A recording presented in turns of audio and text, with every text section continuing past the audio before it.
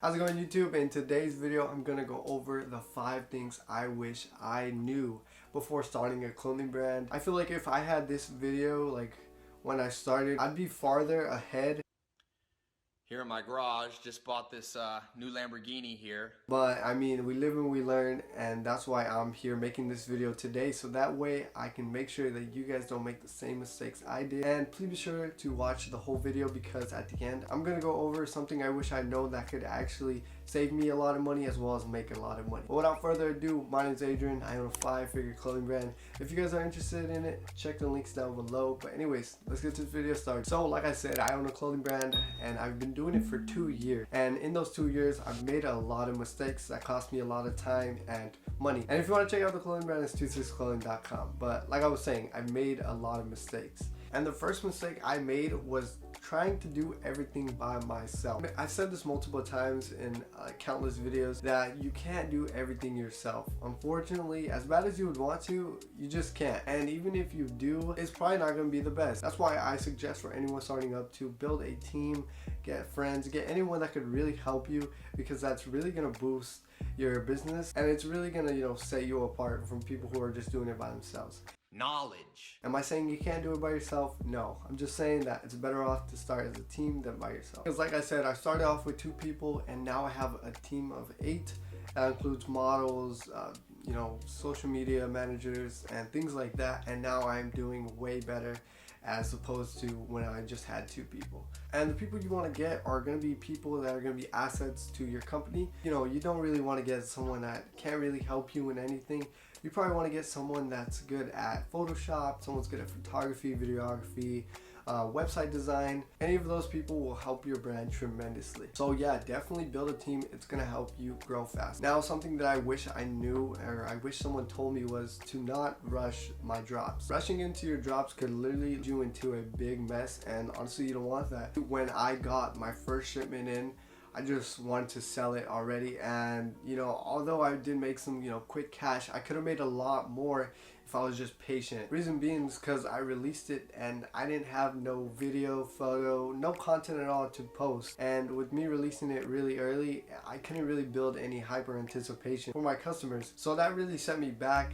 And my third thing that I wish I knew is to just be patient, especially in the building phase, especially when you're coming up with the logo, the brand, what you're about and everything, because I wasn't, and that's why I'm changing my name right now, because I didn't love it. But now luckily I found the one I love, and hopefully this goes good for me. And I was young back then, I was just rushing and I just wanted to get it out as quickly as possible.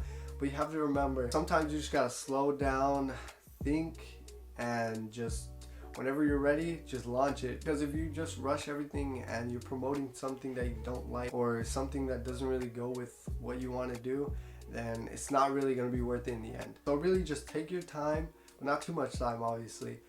Take your time, and sure enough, you'll be ready to launch your first brand. Now on to the 4th thing I wish I had known is this is going to take time. This is going to take a lot of time, dedication, patience. This isn't a get rich quick scheme. Because unfortunately, you're not going to become a millionaire overnight. And that's all right. Honestly, 2 years from now when I started, I thought I would be, living in my own house, having a warehouse. And unfortunately, I'm not there today. But I'm still happy at the way I'm growing. I'm just trying to say that, have high expectations, but realize that if they don't go your way, that you're still going to be all right. You just got to keep grinding. For some people this takes like a year to make it. For others it takes like 30. That's how life works. And unfortunately, you're not going to get orders every day. Even me, 2 years later, I don't get orders every day. So yes, our sales are very strong. So unfortunately, for that reason, I'm out. I obviously get a lot more now than I did back then, but just keep on pushing, because in the end it's gonna work out. And especially building a business, at times your sales are just gonna fluctuate. They're gonna go up and down. You're gonna have some really high moments and you're gonna have some really low moments, but the key thing to remember is just keep pushing forward, because it will work out in the end.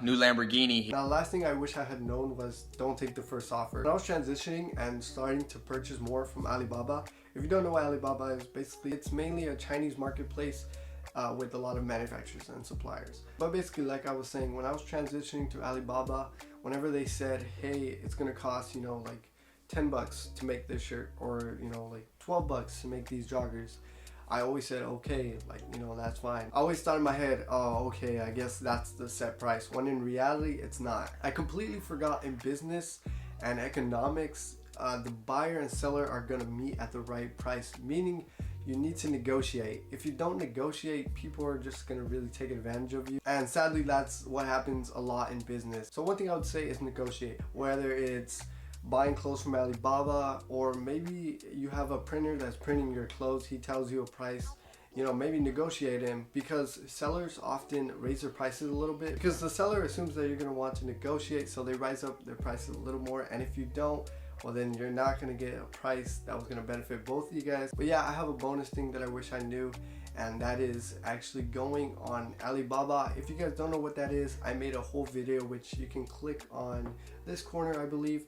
If not, it's probably this one. Anyways, Alibaba is a place, like I said, full of Chinese suppliers that can literally make anything you want. And I suggest, if you know you're doing really good with your business, I suggest checking that out, because you know you can definitely increase your profit margin and you could do a lot more customizable stuff than here in the US, unfortunately. But anyways, yeah, that is gonna be the 5 things I wish I knew before starting a clothing brand. I've definitely, you know, lost a lot of money here and there. I've lost a lot of time here and there, but I feel like they're not really losses, they're just lessons learned. We're thriving entrepreneurs, all we do is take dubs. Entrepreneurship. But anyways, that is gonna be the end of the video. If you guys did stick around this far, leave a like. It only takes a second. Also hit that subscribe button. I'm almost to 100 subscribers. But anyways, I hope you guys have a good day, and it's been Adrian. Peace.